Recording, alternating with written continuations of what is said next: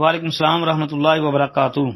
محترم بھائی نے یہ جی ایک حدیث کے متعلق پوچھا، کہتے ہیں جی عورت پر سب سے زیادہ اس کے شوہر کا حق ہے اور مرد پر سب سے زیادہ اس کی ماں کا حق ہے جی، کہتے ہیں اس روایت کی تحقیق تخریج وغیرہ۔ محترم بھائی یہ روایت مستدرک حاکم کے اندر یہ موجود ہے 7244 نمبر پر، اور اسی طرح 7244 پہ بھی آتی ہے، اور ایک مقام اور بھی ہے مستدرک حاکم کا 7338 نمبر پر بھی یہ موجود ہے جی۔ اور اسی طرح السنن الکبریٰ امام نسائی رحمۃ اللہ علیہ کی اس میں 9103 نمبر پر بھی یہ موجود ہے۔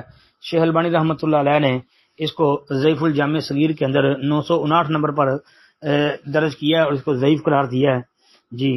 ایسے ہی یہ جو ہے امام ابن ابی دنیا کی جو ہے کتاب النفقۃ علی العیال، اس میں یہ روایت 525 نمبر پر موجود ہے۔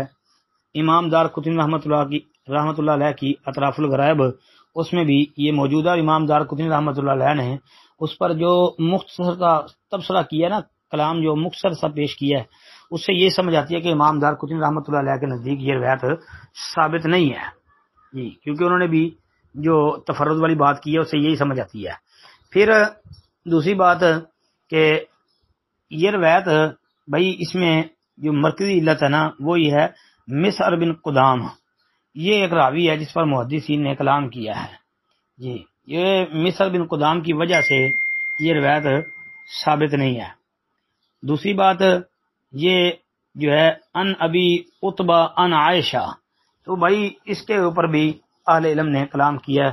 آپ مجمع الزوائد کے اندر دیکھ لیں، امام حیثمی رحمۃ اللہ علیہ نے اس کا ذکر مجمع الزوائد میں کیا ہے، اور مجمع الزوائد کے اندر جو ہے نا انہوں نے اس روایت کی جو اوپر تبصرہ کیا ہے اس سے یہ پتہ چلتا ہے کہ یہ ان ابی عتبہ ان عائشہ کہ یہ مجہول ہے جی۔ تو بہرحال یہ روایت ثابت نہیں ہے جی، مرکزی علت کی اس کی مسعر بن قدام ہی ہے جی۔ السلام علیکم ورحمۃ اللہ۔